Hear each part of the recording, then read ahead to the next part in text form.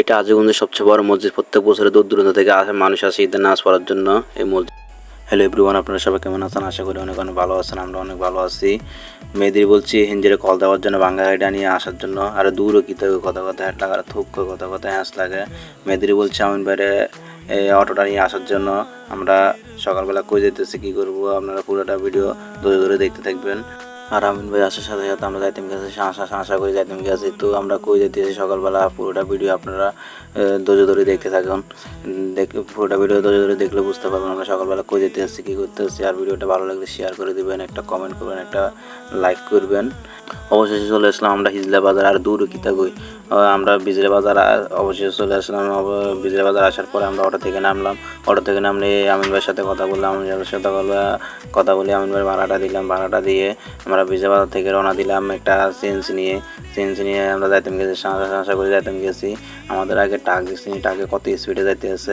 আমাদের সিএনজি আরও স্পিডে যাইতেছে, সিএনজি হরন দিতেছে, কিন্তু টাকে সত্যি আছেন না কোনো রকমে।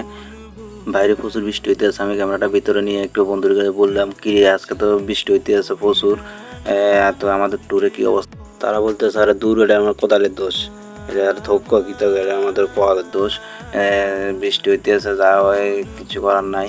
এখন আমরা যাইতাম গেছি আশা করি যাইতাম গেছি মুদিরগঞ্জ বাজার থেকে আমরা বগদাদা করি। আমরা মুদিরগঞ্জ বাজার থেকে আমরা চাঁদপুর রওনা দেবো। এটা হচ্ছে বগদাদ। এই বগদাদা করে আমরা চাঁদপুর রওনা দেবো। আমরা যাইতাম গেছি মুদিরগঞ্জ বাজার।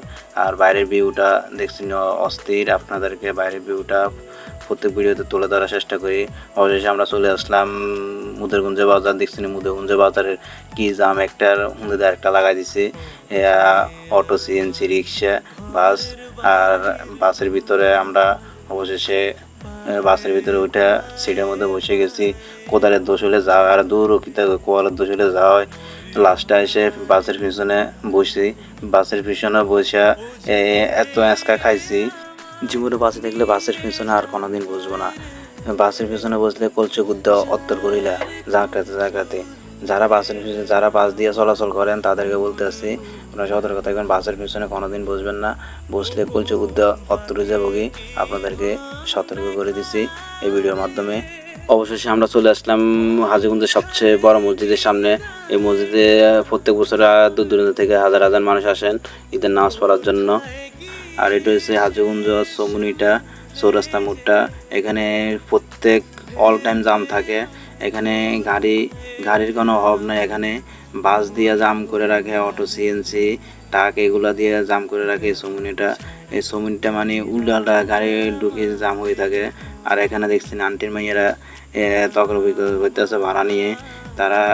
আর আন্টি মাইদেরকে বলতেছি, আপনারা যদি সিএনজি দিয়ে চলাচল করেন আপনারা ভাড়া ভাঙ্গি ইয়ারা চলাচল করিবেন। কারণ ড্রাইভাররা দুই কথা বলতে পারে, এটা নিয়ে বিতর্ক না করাটাই সবচেয়ে উত্তম। সবাই ভালো থাকবেন, সুস্থ থাকবেন। আজকের জন্য ভিডিও এখানে সমাপ্ত। আর ভিডিওটা ভালো লাগলে শেয়ার করে দিবেন।